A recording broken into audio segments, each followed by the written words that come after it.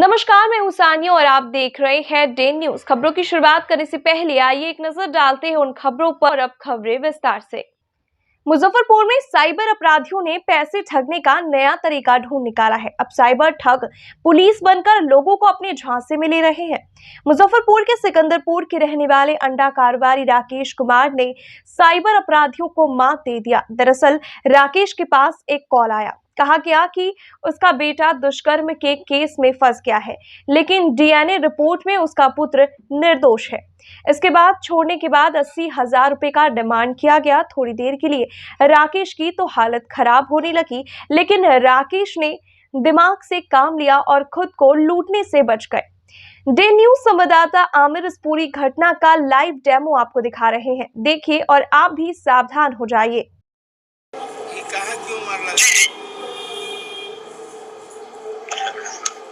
जी, ये जो आपका बेटा है ये रेप केस में अरेस्ट हुआ है और 4 लड़कों को अरेस्ट किया था।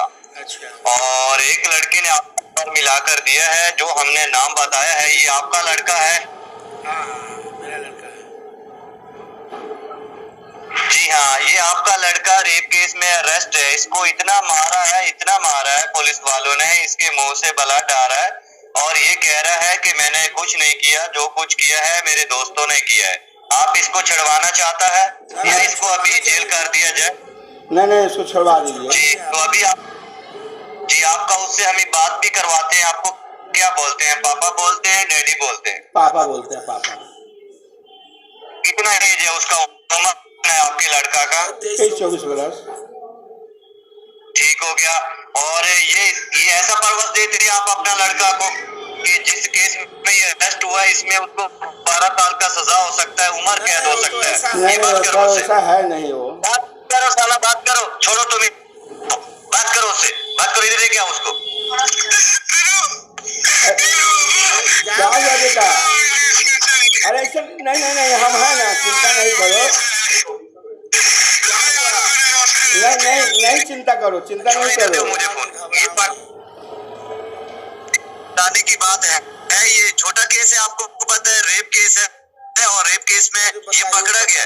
अब इसको छुड़वाना चाहता है। मेरी बात सुनो मेरा। सुनना है। साले को काउंटर में शूट कर देगा काउंटर नहीं और एक इसके सीने में डालेगा, इसका डेड बॉडी तक नहीं मिलेगा आपको। हरामी कहेंगे। ये लड़के को छुड़वाना चाहता है बारों बार, यानी कि इसको थाने के अंदर लेकर इस एफआईआर का नाम भी इसको छोड़ दिया जाए। छुड़वा दीजिए सर, छुड़वा दीजिए आप। ठीक हो गया। इसको बाहरी छोड़ना है ना, इसका नाम नहीं ना देना है। नहीं, इसका मतलब कि क्राइम में नाम नहीं डालना है ना, बाहरी छोड़ना है ना इसको। नाम बिल्कुल नहीं देना है। नहीं, बिल्कुल नहीं।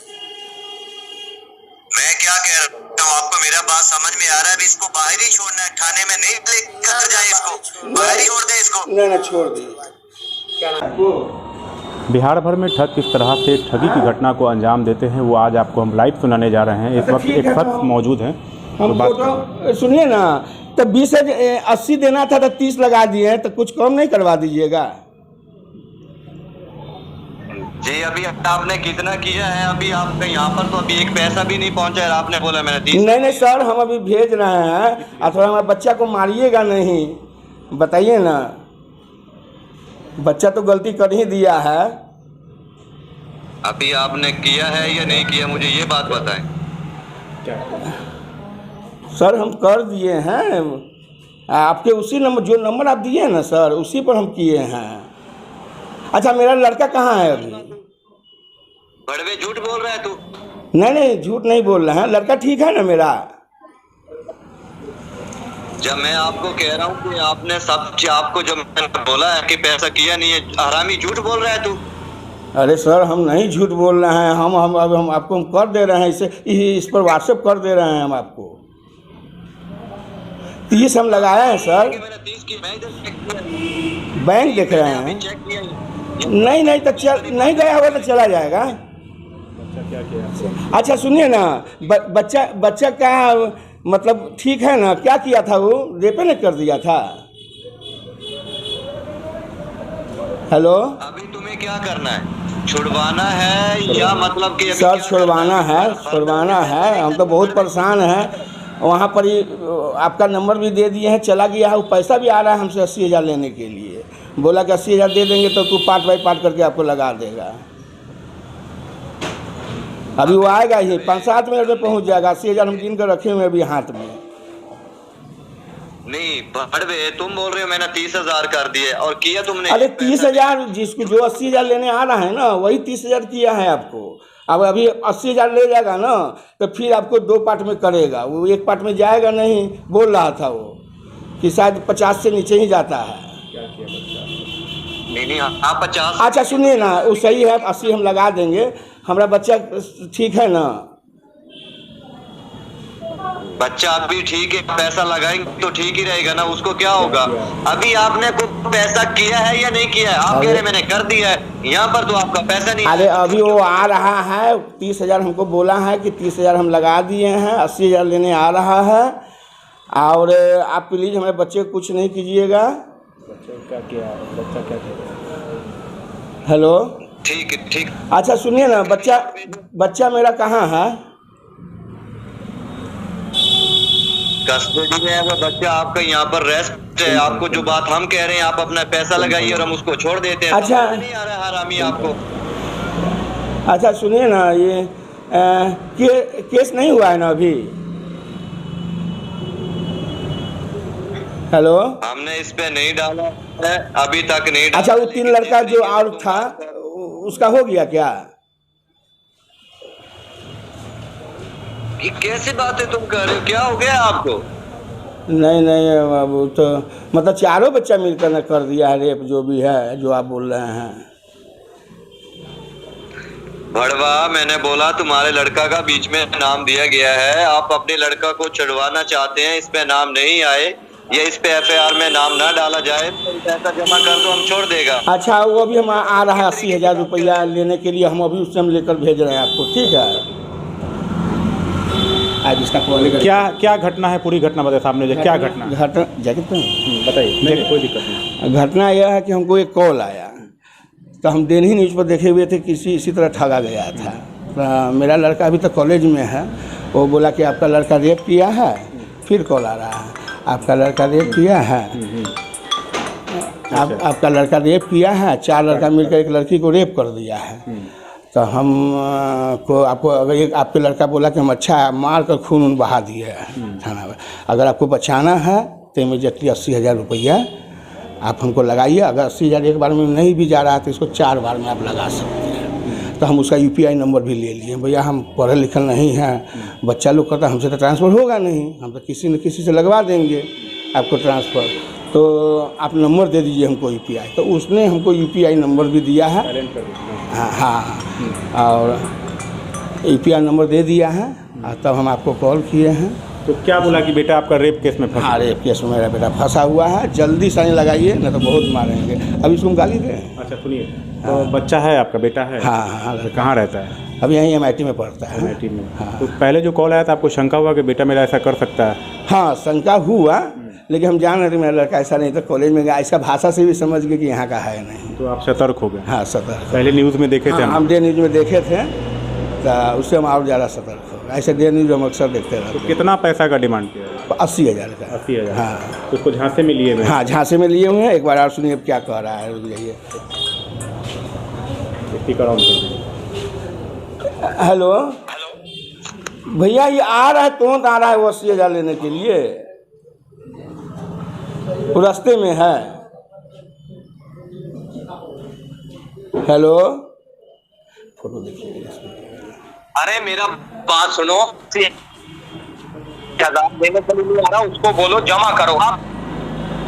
हाँ सर, जमा करवा रहे हैं ना, वो आ जाता है तुरंत चला जाएगा। आप निश्चित रहिए, हमको बच्चा का बहुत चिंता है, पहले से ही चिंता है बच्चा का हमको। बच्चे की चिंता है तो पहले स्क्रीनशॉट हो ना, उसको स्क्रीनशॉट से ट्रांसफर किया। हाँ, अरे आता है तो हम स्क्रीनशॉट ले लेंगे उसी समय हम उससे। जी आप 5 मिनट बाद कॉल करो हमको, हम ले रहे हैं इसको। तो मन क्या नाम है आपका? राकेश कुमार। राकेश कुमार, यहीं के रहने वाले? हाँ, यहीं के रहने वाले हैं, मैं बिजनेस करता हूँ। ये राकेश कुमार हैं जो कि अंडा कारोबारी हैं, सिकंदरपुर इलाके में इनका घर है। इन्होंने बहुत ही समझदारी से काम लिया और तुरंत ही स्थानीय थाना को भी सूचित किया और मीडिया कर्मी को भी सूचित किया और 80,000 रुपया का चूना लगाने से खुद का इन्होंने अपने बचा लिया है। अगर आपके पास भी इस तरह का कोई कॉल आता है और फ्रॉड कहता है कि आपका बेटा दुष्कर्म या रेप के केस में अगर पकड़ा गया है, आप ऑनलाइन पैसा ट्रांसफ़र कर दो 80,000, 50,000 चाहे 1 लाख, तो आप अपने नज़दीकी थाना से ज़रूर संपर्क करें। कोई भी पुलिस पदाधिकारी, कोई भी पुलिसकर्मी इस तरह से फ़ोन कर पैसे का डिमांड नहीं कर सकता है, ये गैर कानूनी है। और इस तरह का कोई भी करे तो आप नज़दीकी थाना को तुरंत सूचित करें और पैसा देने से पहले उनका पूरा इंक्वायरी करें। स्थानीय थाना और अपने जो जिस बेटे के बारे में कहा जाता है, जिस रिश्तेदार के बारे में कहा जाता है, उनको भी फ़ोन करके आप पूछें कि वो कहाँ है, किस हाल में है। बेगर सोचे समझे आप किसी को भी अपने अकाउंट से पैसा ट्रांसफ़र नहीं करें, वरना आप भी ठगी के शिकार हो सकते हैं। कैमरा पर्सन रविकांत के साथ आमिर, डे न्यूज़, मुजफ्फरपुर। मुजफ्फरपुर के अहियापुर थाना क्षेत्र के कोल्हुआ गांधीनगर रोड नंबर 1 में सोमवार को अपराधियों ने एएनएम श्रीकांती देवी के गले से सोने की चैन छीन लिया। वह पूर्वी चंपारण के केसरिया पीएससी में कार्यरत है। कोल्हुआ के गांधीनगर में रहकर उनका 2 पुत्र पढ़ाई करता है। वे अपने पुत्र के पास जा रही थी। बस से बैरिया गोलंबर उतरने के बाद ऑटो से कोल्हुआ पहुंची, वहां से पैदल अपने बेटे के कमरे पर जा रही थी। इसी बीच 100 मीटर पहले ही बाइक सवार 2 अपराधियों ने उनके गले से सोने की चैन छीन ली। जब तक वह कुछ समझ पाती या शोर मचाती, तब तक बदमाश पहाड़पुर एनएच की तरफ भाग निकले। घटना के बाद मौके पर भीड़ जुट गई। सूचना पर पहुंची पुलिस पीड़िता से घटना की जानकारी लेकर आसपास लगे सीसीटीवी फुटेज खंगालने में जुट गई। कई जगहों पर बदमाशों ने भागते हुए तस्वीरें पुलिस को मिली है। एक हेलमेट में है, जबकि दूसरा का चेहरा साफ साफ दिख रहा है। पीड़िता ने बताया कि जैसे ही वह ऑटो से उतरकर बेटे के पास जा रही थी, पीछे से एक बाइक पर सवार 2 बदमाश उनके गले से सोने का चैन झपट कर फरार हो गए।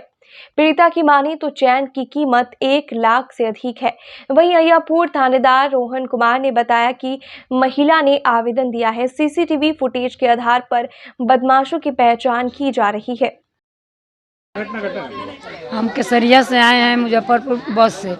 अब बस बैरिया उतर गए हैं, वहाँ से टेम्पू से आए हैं कोल्हुआ चौक से पैदल आके अपने डेरा में जा रहे थे, गली नंबर 1 में। उधर से आपाती गाड़ी से दो लड़का था, अगला हेमलेट पहना हुआ था, पछला नहीं पहना हुआ था।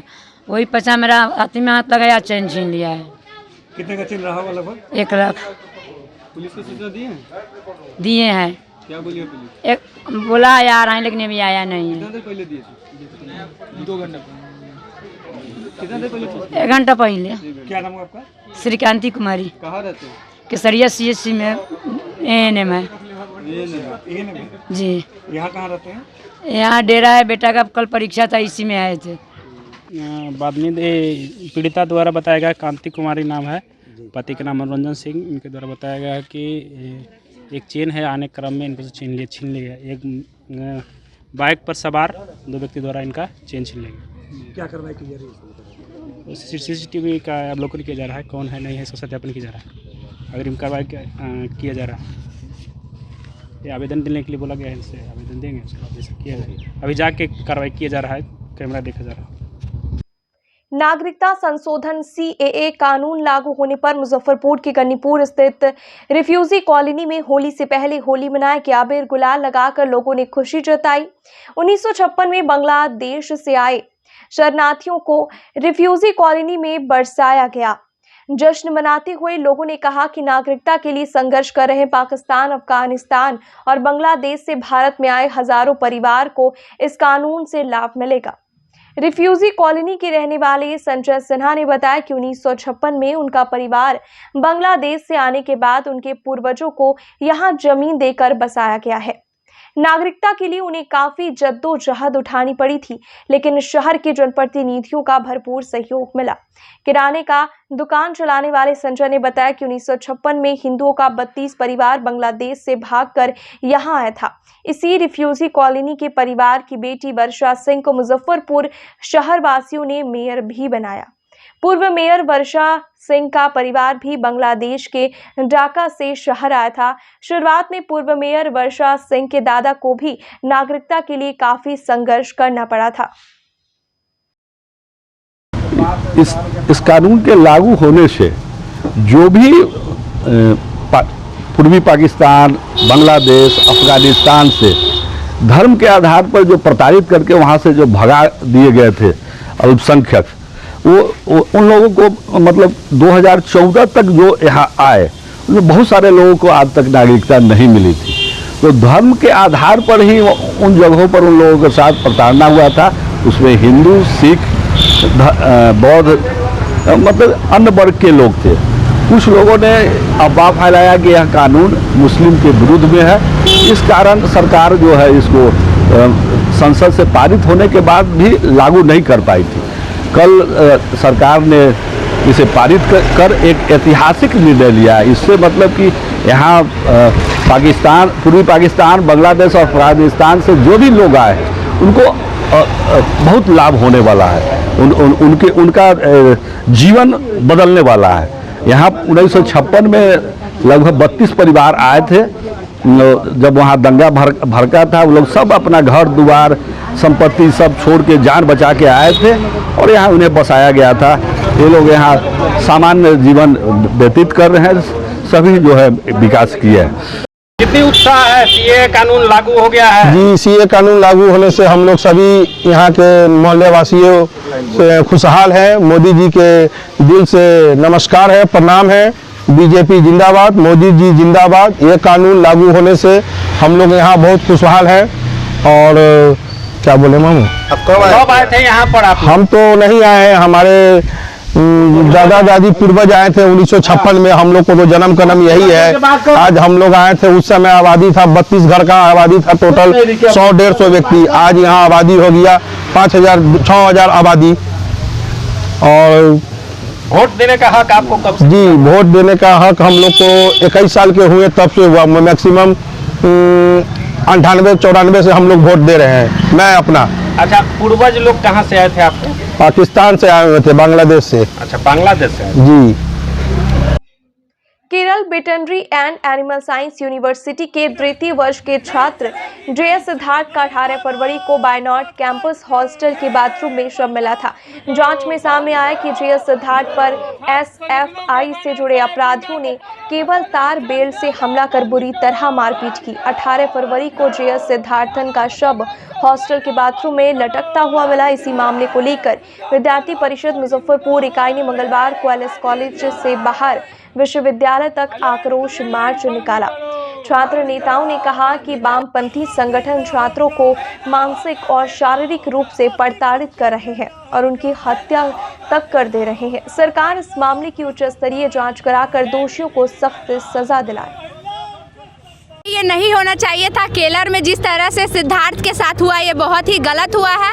इसको बंद किया जाए, इसलिए हम लोग जस्टिस की मांग कर रहे हैं। ABVP सबसे बड़ा छात्र संघ ये है, इसलिए हम लोग मांग कर रहे हैं ताकि उसको जस्टिस मिले और दोबारा इस तरह की निंदनीय घटना देखने को नहीं मिले। इसको स्टॉप किया जाए और जो जिसने उसके साथ गलत किया है उसको फांसी की सजा दी जाए। इससे ही ये कम हो पाएगा। ऐसा लगता है कि शिक्षा के संस्थानों में इस तरीके से हत्या करवाना नहीं, ये बहुत बुरा लगता है। ये बिल्कुल नहीं होना चाहिए। इससे विद्यार्थी कॉलेज आने से डरेंगे और वो अपना बेहतर नहीं कर पाएंगे। इस तरह से शिक्षा उनका बंद हो जाएगा, जो कि अच्छी बात नहीं है। और हम लोग को अपने कैंपस को कहीं भी हम लोग पढ़ रहे हैं उसको रैगिंग फ्री बनाएं और उसको स्वच्छ बनाएं। यही हम लोग को करना चाहिए। और अभी हम लोग जस्टिस के मांग के लिए सिद्धार्थन के साथ हैं। We want justice for Siddharthan. आज की आप लोग जानते हैं जिस प्रकार से केरल के एक veterinary and animal science university के छात्र सिद्धार्थन को वहाँ के SFI के गुंडे, जो वहाँ की वामपंथी सरकार है उसके द्वारा संरक्षित प्राप्त SFI के गुंडे के द्वारा पीट कर रैगिंग करके उसे मार दिया गया है। उसी के विरोध में अखिल भारतीय विद्यार्थी परिषद विश्व के सबसे बड़े छात्र संगठन होने के नाते यहाँ बिहार विश्वविद्यालय में आज आंदोलन कर रही है। बिहार विश्वविद्यालय में ही नहीं बल्कि भारत देश के हर कोने कोने के विश्वविद्यालयों में आज विद्यार्थी परिषद प्रदर्शन कर रही है। हम यही मांग रखना चाहते हैं कि सिद्धार्थन को जल्द से जल्द न्याय मिले और SFI के जितने गुंडे हैं उनको फांसी मिले। साथ ही साथ वहाँ के जो नेता और छात्र नेता के द्वारा वहाँ के गुंडों को संरक्षण प्राप्त है, उनको संरक्षण प्राप्त है, उनको भी उतने ही सज़ा के हकदार हैं जितने कि सिद्धार्थन को मारने वाले छात्र हैं। इसलिए हमारा मांग है और विद्यार्थी परिषद ये मांग करती है कि जल्द से जल्द सिद्धार्थन को मार मार के पीट के उन्हें हत्या करने वाले लोगों को फांसी दे। आयुष्मान भारत योजना के गोल्डन कार्ड बनाने में मुजफ्फरपुर जहां सूबे का पहला जिला था, वहीं अब पहले स्थान से शिखर कर दूसरे स्थान पर चला गया है। बीते कुछ वर्षों में नंबर 1 रहा जिला 2 मार्च से शुरू हुए अभियान के बाद दूसरे नंबर पर चला गया। पहले स्थान पर अभी पटना जिला है। मुजफ्फरपुर में सोमवार की शाम 6 बजे तक कुल 7.5 लाख लाभुकों का गोल्डन कार्ड बन गया है। नवनियुक्त civil surgeon doctor Ajay Kumar ने बताया कि जिले में पीडीएस डीलरों से मिल रहे सहयोग के कारण आयुष्मान भारत योजना के गोल्डन कार्ड बनाने में सफलता मिल रही है। इसी का नतीजा है कि मुजफ्फरपुर नंबर 2 बन गया है।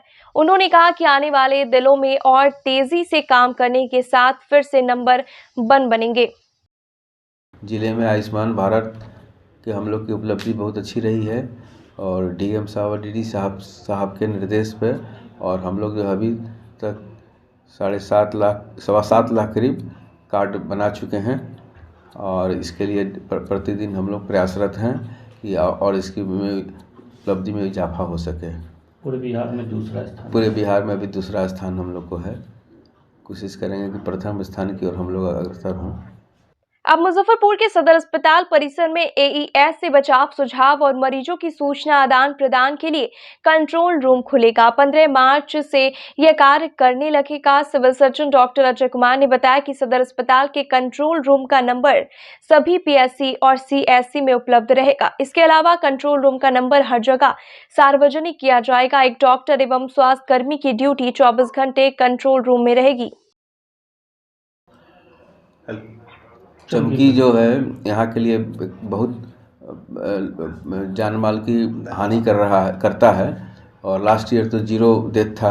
इस साल भी हम लोग 0 डेथ के लिए प्रयास कर रहे हैं कि यही उपलब्धि हम लोग इस साल भी रहे और चमकी से जो है जो भी इस तरह के मरीज आए उनका समुचित इलाज कर सके हम लोग। और इसके लिए कंट्रोल रूम जो है हम लोग का उसको गठन का प्रयास कर रहे हैं और विधिवत 15 तारीख से उसका क्रियान्वयन होगा।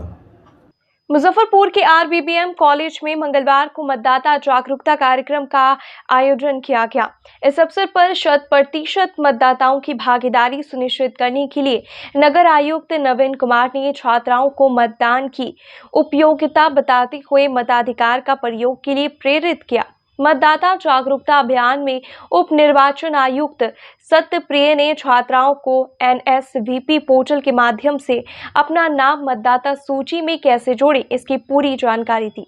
मेरा वोट देश के नाम इस कार्यक्रम में कॉलेज की प्रिंसिपल ममता रानी, साइबर थाने की अध्यक्ष सीमा देवी, आईसीडीएस की डीपीएम चांदनी सिंह सहित कॉलेज के शिक्षक एवं शिक्षकेतर कर्मचारियों के साथ काफी संख्या में छात्राओं ने भाग लिया।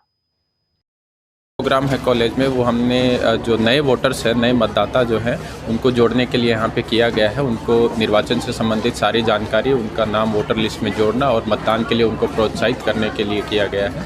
और इसमें जो भारत सरकार की तरफ से, निर्वाचन विभाग की तरफ से जो मेरा पहला वोट देश के नाम अभियान है, उनके बारे में उनको जानकारी दी गई है। निर्वाचन के जो विभिन्न पहलू हैं उनके बारे में भी जो सारे स्टूडेंट्स हैं यहाँ पे उनको अवगत कराया गया है।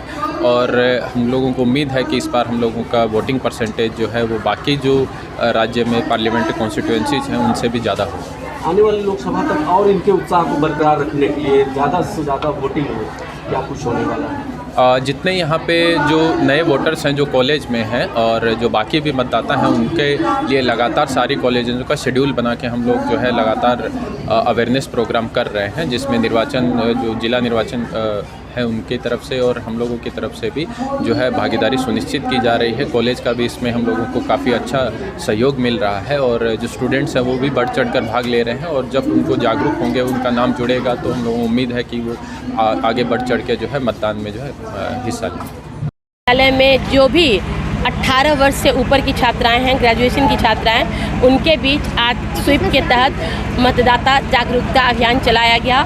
मेरा पहला वोट देश के नाम, इस कार्यक्रम का ये थीम है और इसके लिए सेल्फी पॉइंट लगाया गया है। छात्राओं ने बड़े ही मनोयोग से इससे संबंधित रंगोली बनाया है और इस कार्यक्रम को संबोधित किया है हमारे नगर आयुक्त महोदय ने, फिर सीमा जी हैं जो डीएसपी हैं उन्होंने, और इलेक्शन के जो यहाँ ऑफिसर हैं सत्यप्रिय जी, उनने, चांदनी मैडम ने, इन लोगों ने छात्राओं को वोटर हेल्पलाइन ऐप ये डाउनलोड करवाया है और बताया है कि किस तरीके से वो ऑनलाइन रजिस्टर होकर के पोस्ट वोटर बन सकती हैं। और हमने कहा है कि जो 18 वर्ष के होने पर, वयस्क होने पर जो उनका सबसे पहला कर्तव्य है, सबसे बड़ी जिम्मेदारी है, वो देश के लिए वोट करें, सरकार चुनने में अपनी भूमिका निभाएं। तो उन लोगों से शपथ दिलवाया गया है कि पहले मतदान और फिर जलपान वो लोग करें। अभी लोकसभा चुनाव आसन्न है, तो हमारे महाविद्यालय की जितनी भी 18 वर्षीय छात्राएं हैं उन सब ने भरोसा दिलाया है कि वो रजिस्टर्ड होंगी। मुजफ्फरपुर के झपा में सोमवार की शाम रास वर्ल्ड मार्शल आर्ट्स के 128वीं ब्रांच का उद्घाटन किया गया। समारोह की मुख्य अतिथि पूर्व मंत्री सुरेश शर्मा एवं रास वर्ल्ड के सीईओ राहुल श्रीवास्तव ने रिबन काट कर ब्रांच का उद्घाटन किया। क्लब के शुरू होने से आसपास के लोगों में फिटनेस के प्रति जागरूकता बढ़ेगी, साथ ही यहाँ के खिलाड़ियों को मालेघाट नहीं जाना पड़ेगा। अब यहीं पर ट्रेनिंग की अच्छी सुविधा उपलब्ध रहेगी। मौके पर इंडिया जेंडू सीन कराटे फेडरेशन की सचिव शिल्पी सोनव, एडमिनिस्ट्रेटर सुबेदार चंद्र प्रकाश झपा ब्रांच की associate director Priyanka Singh, referee commission के चेयरपर्सन सूरज पंडित एवं ब्रांच के coach Nitish Kumar, Asian medalist Upasana Anand समेत कई सारे अंतर्राष्ट्रीय और राष्ट्रीय स्तर के खिलाड़ी एवं पदाधिकारी मौजूद रहे। मुजफ्फरपुर के झपा स्थित ओवर ब्रिज के सामने रास वर्ल्ड का 128वीं ब्रांच का आज शुभ उद्घाटन हुआ। यह उद्घाटन पूर्व माननीय मंत्री श्री सुरेश कुमार शर्मा जी के द्वारा हुआ।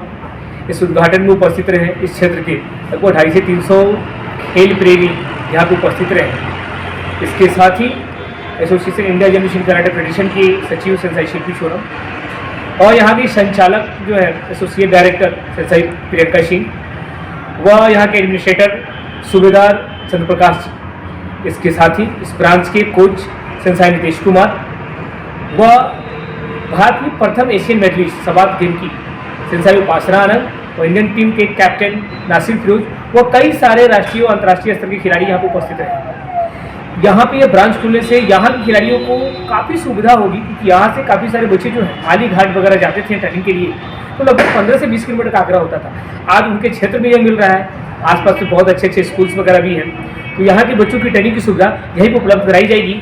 और इस ब्रांच की जो कोच होंगे वो हम लोग राष्ट्रीय व अंतर्राष्ट्रीय मेडलिस्ट जो भी पदक विजेता खिलाड़ी होंगे, हम उनको यहाँ का कोच बनाएंगे। तो कहीं ना कहीं से मेडल टली में भी एक अलग तरह का बदलाव आएगा और अच्छी से अच्छी ट्रेनिंग की सुविधा देंगे। और ये ब्रांच हमारा बिल्कुल लड़कियों के लिए, बच्चों के लिए बिल्कुल सेफ ब्रांच है। और रास वर्ल्ड के रिजल्ट के बारे में तो खैर कहने की बात है नहीं, आपको पता ही होगा कि 128वीं ब्रांच आज हम लोग ओपन करने जा रहे हैं और बहुत ही बेहतरीन रिजल्ट रहा है। कई सारे खिलाड़ी हमारे कई सारे कंट्री में भारत को मेडल दिलाए हैं, तो कई सारी सुविधाएं यहाँ पे उपलब्ध हैं। तो यहाँ पे यही कहना चाहेंगे कि यहाँ पे जो भी लोग हैं खेल प्रेमी हैं वो खेल से जुड़े। खेल में बहुत सारा फ्यूचर है, इसका आप लोग आनंद उठाएं और अपना करियर को सेट करें। आज की खबरों में बस इतना ही। कल फिर मिलेंगे कुछ नई खबरों के साथ। तब तक के लिए हमें दीजिए इजाजत। नमस्कार।